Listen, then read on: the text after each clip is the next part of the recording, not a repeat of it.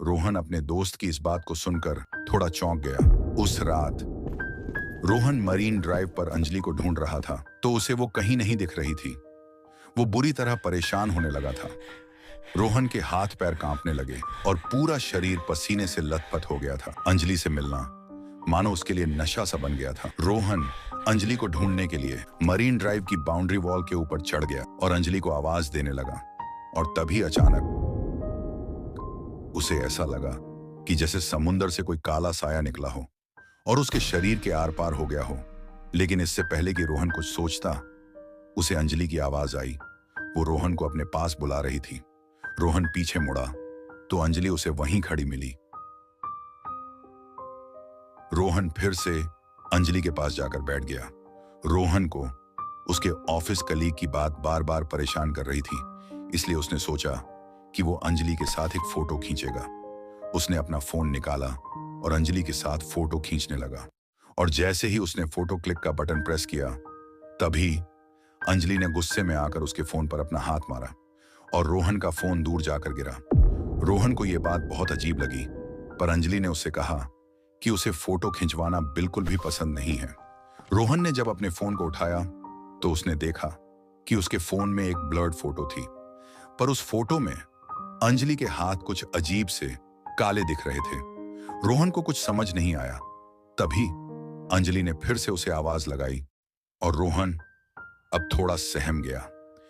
रोहन अंजलि के पास गया और उसने उससे पूछा, अंजलि, हम इतने समय से मिल रहे हैं, पर तुमने कभी बताया नहीं कि तुम आखिर रहती कहां हो।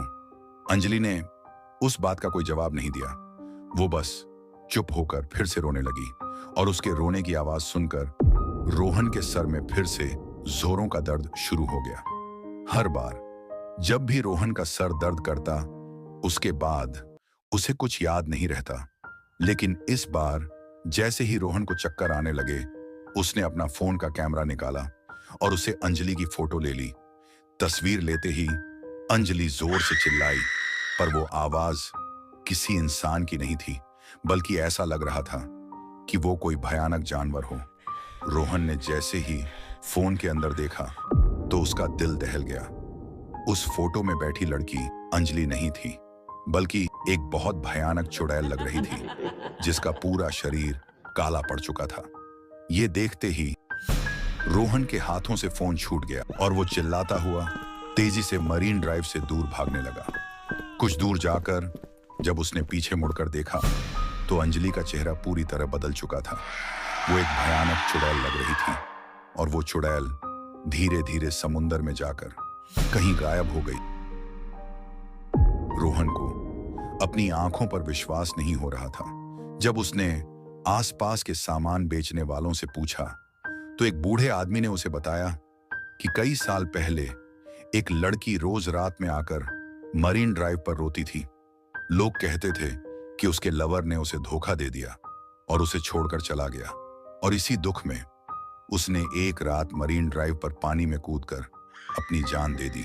उस बूढ़े सामान बेचने वाले ने यह भी बताया कि कई लड़के रात में खुद से बातें करते देखे गए हैं और उनमें से कई लड़के समुंदर में डूबकर अपनी जान भी दे चुके हैं।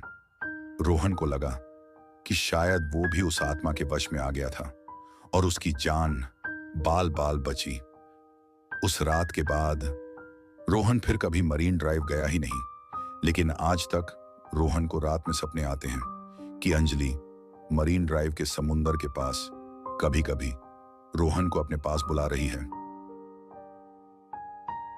ये जो आप वीडियो देख रहे हो, ये पार्ट 2 है, इसलिए मैं आपको पहले वाले वीडियो की लिंक डिस्क्रिप्शन में दे दूंगा, उसे जरूर देखना। और हाँ, चैनल को सब्सक्राइब करना न भूलना, ताकि आप ऐसे ही और हॉरर स्टोरीज का मजा ले सको।